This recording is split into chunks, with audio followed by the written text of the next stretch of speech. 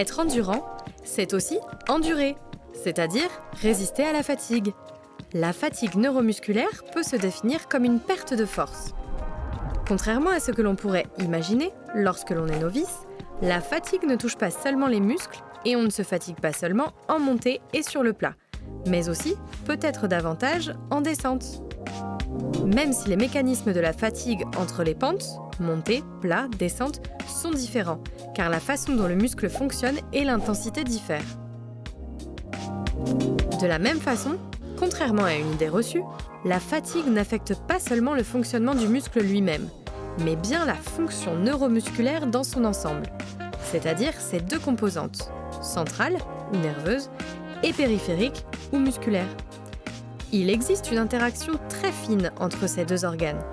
Le muscle étant sous la dépendance directe du cerveau, lui-même renseigné en permanence sur le fonctionnement musculaire. Pour les muscles quadriceps en particulier, la fatigue se situe en ultramarathon, principalement au niveau du système nerveux. Baisse spectaculaire de -20 à -30%, davantage qu'au niveau du muscle lui-même.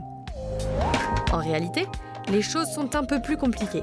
L'ordre de se contracter, qui est envoyé par le cortex moteur, est modulé par des informations en provenance de divers récepteurs périphériques, dans les muscles, tendons ou articulations.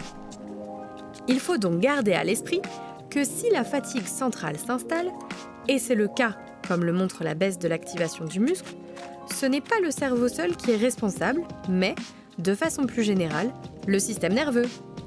La fatigue centrale est parfois vue comme un frein, c'est-à-dire une façon de se protéger contre un excès d'exercice qui endommagerait l'organisme. Autre donnée très intéressante sur la fatigue en ultra-trail. Les femmes sont moins affectées que les hommes. En ce qui concerne les différences entre les sexes, nous pourrions commencer par discuter des performances hommes et femmes. C'est-à-dire expliquer pourquoi il arrive que des femmes battent tous les hommes sur certaines courses. Mais ça nous éloigne un peu du sujet de la fatigue. Toutefois, c'est en lien, car les femmes sont en général moins fatiguées après un trail ou un ultra-trail, à la fois pour des raisons physiologiques, elles ont plus de fibres musculaires résistantes à la fatigue et plus d'aptitude à consommer des graisses à l'effort, mais aussi psychologiques, elles ont une approche moins compétitive que les hommes. La fatigue a aussi des conséquences sur la technique de course et l'économie du coureur, c'est-à-dire sa dépense énergétique pour parcourir 1 kilomètre. Lors d'un ultramarathon, c'est plutôt la douleur que la fatigue en tant que telle qui modifie la foulée dans le sens d'une foulée plus rasante. On passe moins de temps en l'air à chaque foulée, dans le but de minimiser les impacts et donc la douleur. Tout cela contribue à dégrader l'économie du coureur, mais là encore, contrairement à une idée reçue, l'économie de course est moins dégradée après un ultra-trail qu'après un trail plus court. Enfin, en lien avec la fatigue, on doit également citer les conséquences de la privation de sommeil en ultra, dont les effets sont encore une fois plus marqués sur le cerveau que sur les autres organes.